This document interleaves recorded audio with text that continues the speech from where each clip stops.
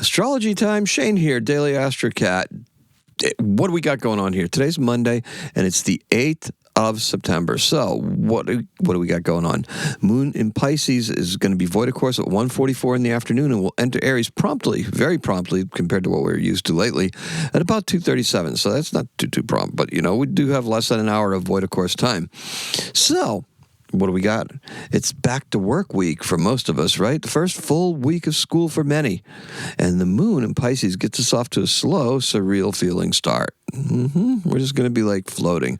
The focused energy and intensity that remains from yesterday's full moon. So we're just going to be toying with that today. Just kind of lost in that little imaginative world that we may have been in, or whatever we were doing yesterday, whatever we ended up doing, listening to, being in between, right? It kind of feels like we're in between something, right? Like the ice cream in the middle of two sides of a sandwich, right? Ice cream sandwich. Anyway, it's a great morning for creative work, okay? You can do creative work because that's what the moon in Pisces is good for. So you can get a little bit creative. It gets even better once the moon enters Aries, though, because that becomes a drive. It's because it's going to find Neptune, and that deepens the creativity. So then once the moon enters Aries, she will find Neptune and be like, whoa.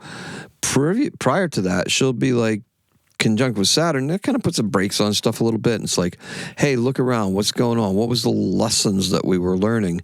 What is it that we have to begin overcoming now that we've dropped our baggage off at the door? Did you? Because that's what Saturn's going to be checking. That's like the TSA with the wands and stuff like that. It's like, okay, what do we got? Oh, okay. All right, so push your creativity to the max later on, okay? Today's keyword is drive, and the color is red starlight. There's a great sense of pleasure that results from a job well done. Sun in Virgo, right? Virgo season, it rubs off on all of us, especially when results are tangible.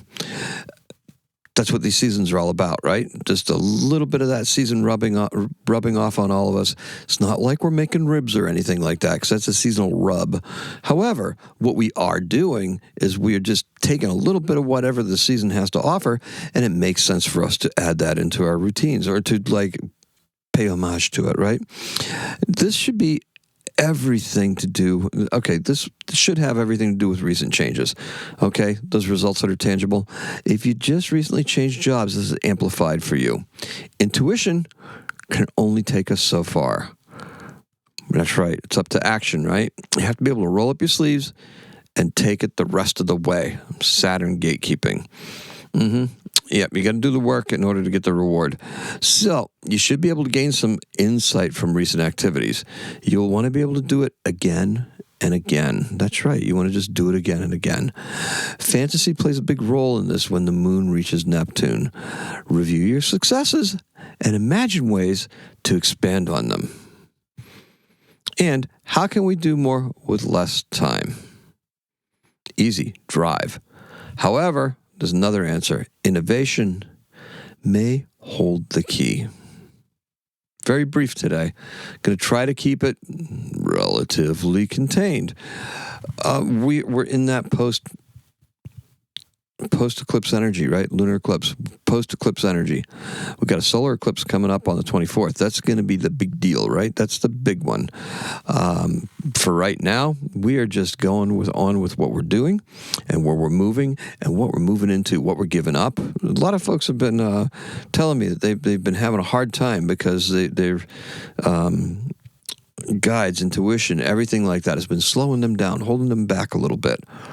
And it's true. We're in the middle of the two. We've got another new moon in Virgo that's tailor-made for you to just start reapplying everything, okay? Everything. You want to that's going to be a big point because that's the kickoff of fall, right? That fake ending I talked about yesterday, that false ending. So we are going to move towards that with a lot of purpose. And as we see that season come around, we're going to see that kite position start to fall into place too.